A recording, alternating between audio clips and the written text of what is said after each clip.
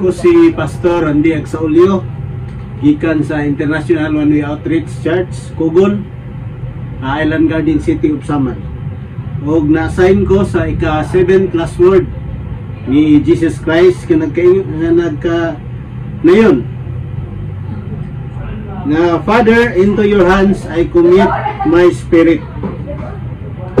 So niining kahapon nun, nagatapok kita alang sa pag-reflect sa usa ka profound and transformative words of Jesus Christ during His final moments on the cross. Ang Lucas 23:46 na nag-ingon, Father, into your hands I commit my spirit, represents more than just a final statement.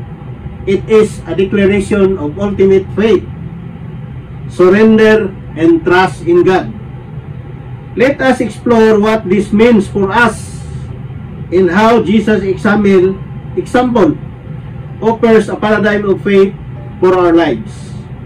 So una, it is in the context of trust. Taliwala sa grabing giantos o giatubang ni Ginoong Hesus nga dili kapugngan nga kamatayon, si Ginoong Hesus mi istorya meaning words of surrender. The phrase, Father, into your hands I commit my spirit, encapsulates a lifetime of obedience and trust in God. Jesus had faced trials, betrayals, and crucifixion, yet his faith remained steadfast or firm. So nini nga kapunon atong i-reflect ang atong kaugalingon. Under stress, in our last moments of hardship, reaffirm your commitment and trust in God.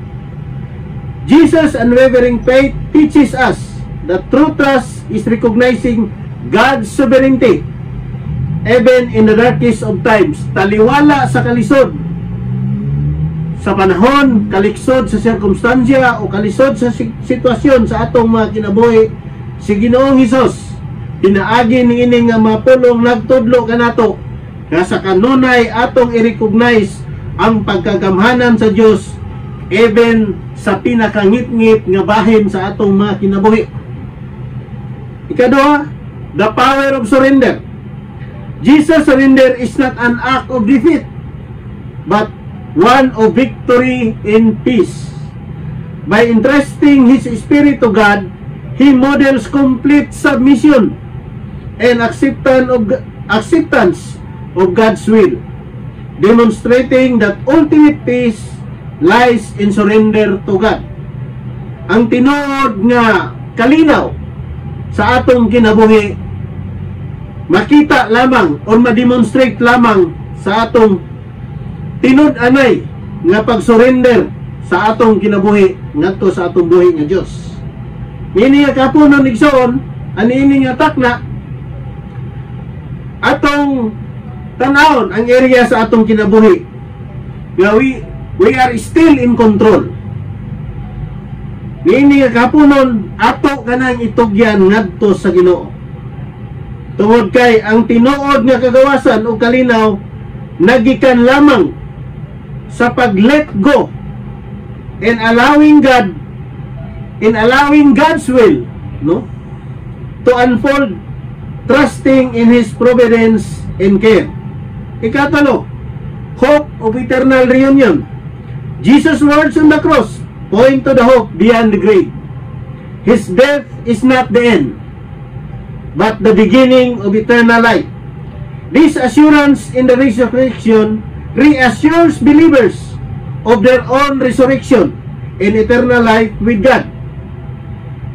We have to encourage na ang atong paglaom na alamang kang Ginoong Hesus pinaagi sa iyahang pagkabanhaw.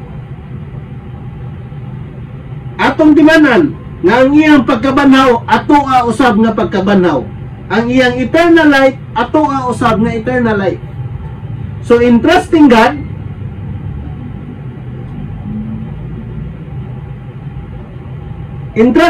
with our spirit, we declare our belief in everlasting life in our union with God.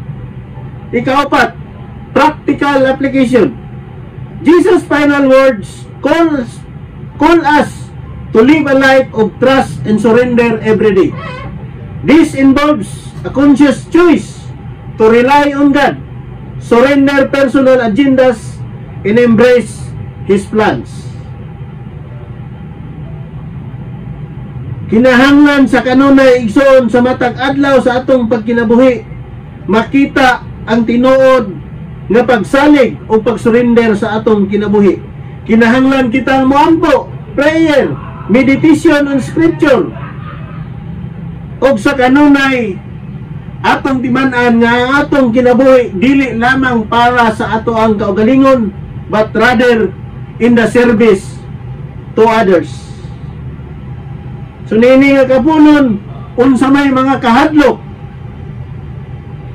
unsa may mga dili klaro sa atoa, we have to surrender it to God and witness the transformation that unfolds.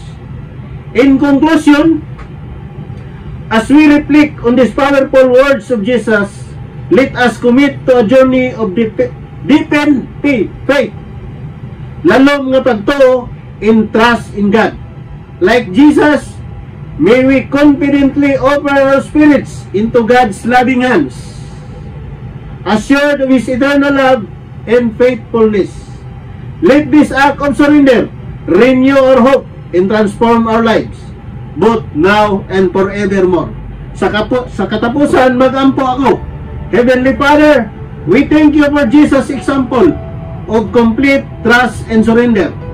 Help us to follow in His footsteps, surrendering our lives into your hands with the confidence and hope of eternal life with you. Amen.